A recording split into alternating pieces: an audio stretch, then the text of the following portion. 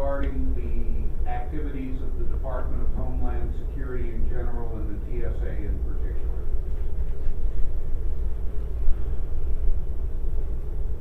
Well, a complicated question, generally a complicated question. I'll go back to, and maybe this doesn't address it, you can tell me. I actually think it was a mistake to have created the Department of Homeland Security in the first instance. I think we created a bureaucracy on top of a bureaucracy with little impact. And we added an enormous federal workforce that did not have clear lines of mission, clear lines of authority, and I think you're seeing some of the results of that. I think there have been places where they have been effective on some of the intelligence and counterintelligence matters. I think they've been pretty effective. But I think in some of the places we see them. We see them in airports, we see them in big events and the like. I think there's a lot of work left to do to improve the performance of those folks who are performing an incredibly important mission, keeping us safe from terrorism. May I follow up? Sure. What I was hoping to hear you say is that we need to get rid of the whole thing. I'm convinced that when you look at now the 22 stops on interstate highways, 100 miles within the border, the TSA boarding trains within the United States with police dogs, the 7,000 people who have been searched on buses in Orlando, Florida by the TSA, et cetera, that I think it's an organization that's gone completely out of control to the point where it threatens our liberties. Yeah. I don't know everything about each of those facts, but I think I mostly agree when you say you shouldn't have created in the first place. I think it assumes the answer that we should go away now, too. Many of the functions they're performing need to be performed, but a big, enormous bureaucracy is exactly, you get the output exactly you get when you hand over tasks like that to the government. Many of those tasks could have been done by private organizations. It wasn't permitted for a host of reasons. The unions weighed in, and so we now have an enormous number of federal union employees that we could have performed functions that I think most of us would agree they need to perform. Many of those functions were being performed for the last 40 years outside of the Department of Homeland Security too.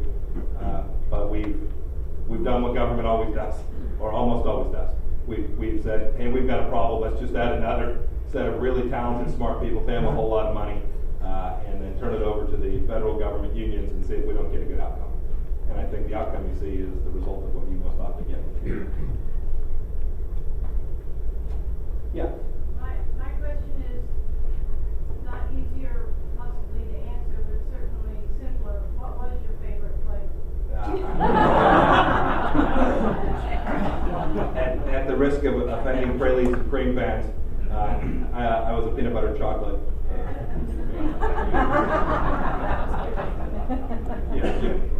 My great fanfare. By the way, thank you, Lisa. I need every other question. I need something like that. Great fanfare has been made of the cessation of combat operations in Iraq, and now we've got the whole mess in Afghanistan and all that. You have a unique background in the military side of what we are doing there, what we're trying to accomplish. Is there a way we can win, if you will?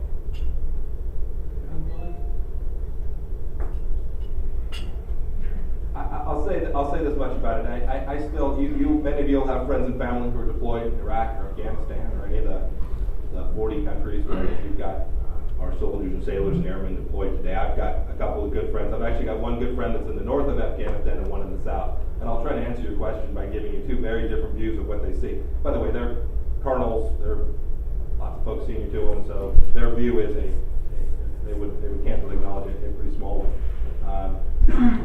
In parts of Afghanistan, there is success, as I would define success. They have managed to stand up a decent Afghan police force. The Afghani people are responding to that. They are moving, although very slowly, towards moving away from relying on poppy and crops that we'd say we're just better off without. So they are making progress. It is slow, but it is real in their judgment. And from my perspective, I would consider that a victory if we can accomplish just that. And and I say just as if it's a small task, it's an enormous one, but it's not victory as has been defined by others. It's creating a more stable place than I think we can. The North is still a train wreck, and it's a long haul, and we will inevitably have much more life lost if we continue to fight that. My military judgment is this. You need a commander-in-chief to define victory. And we may all disagree with him about what that is, but he has an obligation to define that. I listened to what the president said last night. I didn't hear a word about it. I heard him declare that we were pulling some folks out of Iraq, and he talks about combat forces leaving. I promise you the folks over there still wear Kevlar jackets this morning.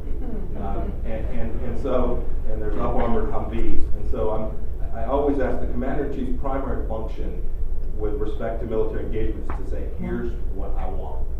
Here's what winning looks like to me. And then get his forces to go execute that vigorously. And when you see what's going on in Afghanistan today, there's not a very clear definition of what winning is. I know what I think we can accomplish and what we can't. But I know even within the mission that they've been given, they've been put under rules of engagement that none of us would want our children or family members being put in harm's way with. And that's a mistake of the highest order. And not grand strategy, not grand political maneuvering, but simple military rules that says if you're going to go do it, you go get it done. One of the